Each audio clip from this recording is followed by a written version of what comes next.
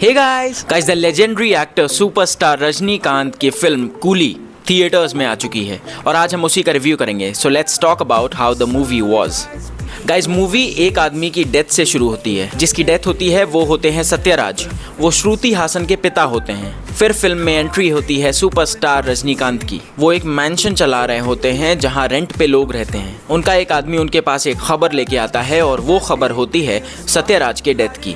उन्हें ये खबर सुन के बहुत दुख होता है क्योंकि वो उनके सबसे करीबी दोस्त होते हैं। फिर वो ये पता लगाने की कोशिश करते हैं कि उनकी मौत आखिर हुई कैसे। डॉक्टर की रिपोर्ट से ये कंफर्म होता है कि उनकी डेथ एक नेचुरल डेथ थी और वो कार्डियक फेलियर की वजह से मरे। रजनीकांत को डॉक्टर्स की रिपोर्ट पे भरोसा नहीं होता है और वो अपनी इन्वेस्टिगेशन जारी रखते हैं और ये सब पता लगाते लगाते finally he gets to know that his friend was killed and it was not a natural death. फिर शुरू होती है उनकी मौत की इन्वेस्टिगेशन। वो कहाँ काम करते थे, क्या काम करते थे, किसके लिए काम करते थे और उन्हें मारा किसने।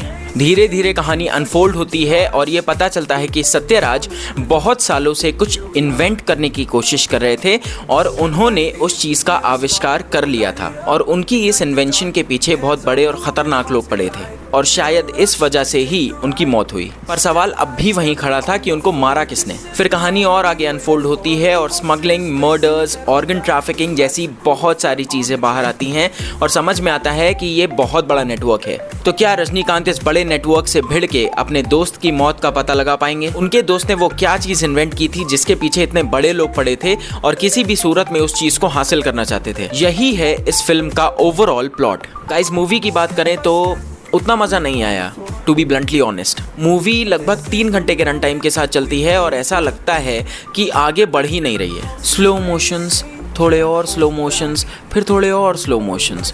फिल्म बहुत उबाऊ लगने लगती है। इनफैक्ट मेरे साथ जो बंदा मूवी देखने गया था वो मुझसे पूछ रहा था कि मूवी 4 घंटे की है क्या। So it was that kind of boring. First half is very dull. Second half में मूवी थोड़ी सी पेस पकड़ती है पर आप में वहां तक पहुंचने के लिए हिम्मत और पेशेंस दोनों चाहिए। और कूली देखने जाने से पहले ये बात ध्यान में रखना कि ये मूवी रजनीकांत द सुपरस्टार को सेलिब्रेट करने के लिए ही बनाई गई है। उनके 50 ईयर्स कंप्लीट हो चुके हैं फिल्म इंडस्ट्री में। So this movie is like a Rajinikanth tribute festival on the big screen.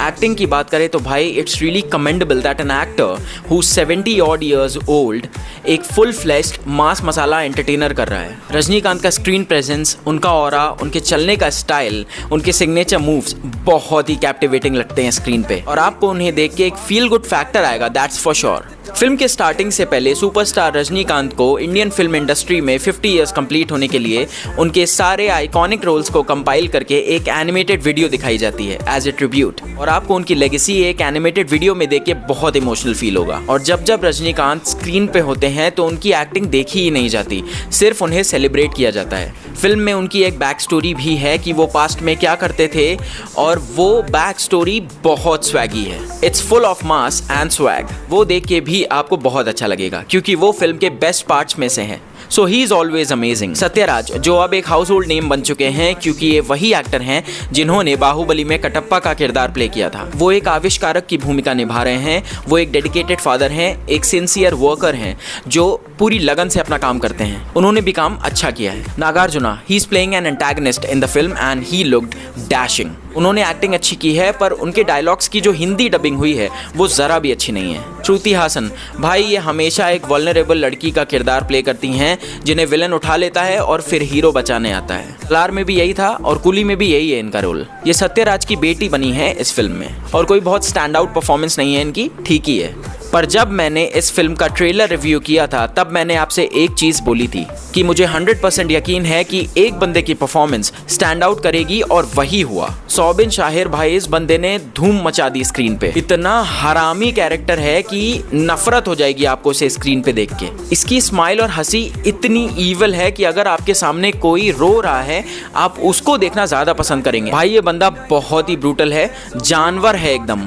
और इस पर्टिकुलर परफॉर्मेंस ने फिल्म में सबको आउटशाइन कर दिया for sure. So I really loved his character. एक और परफॉर्मेंस है जो स्टैंड आउट करती है और वो है रचिता राम की। भाई ये बंदी फिल्म में एक गिरगिट की तरह रंग बदलती है और आपको पता भी नहीं चलेगा कि कब ये कैरेक्टर जो अब तक इस तरीके की एक्टिंग कर रहा था अचानक 360 डिग्री कैसे घूम गया। She did a phenomenal job. Upendra Rao, उनका एक कैमियो है फिल्म में एंड आई मस्ट से बहुत ही स्ट्रॉन्ग कैमियो है। उनकी एंट्री जिस पॉइंट पे होती है हॉल में सीटियां बजने लगती हैं। He did a really good job. Aamir Khan का भी एक कैमियो है, वो हमें एक ऐसे अवतार में दिखेंगे जो हमने आज से पहले नहीं देखा। He has swag, he is brutal and is a hardcore businessman. उनका कैमियो भी अच्छा लगेगा आपको। Verdict between red and yellow. Movie अगर छोटी होती तो शायद एंगेजिंग लगती, बट एज आई सेड ये मूवी एक रजनीकांत ट्रिब्यूट फेस्टिवल है। So go book your tickets and watch this only for him, क्योंकि यही सब एक्टर्स हैं जो इंडियन फिल्म इंडस्ट्री को चला रहे हैं। आजकल के एक्टर्स में वो लेगेसी क्रिएट करने वाली बात है ही नहीं। So that's all for the review on the movie Coolie. मिलते हैं अगले वीडियो में, तब तक के लिए बाय बाय।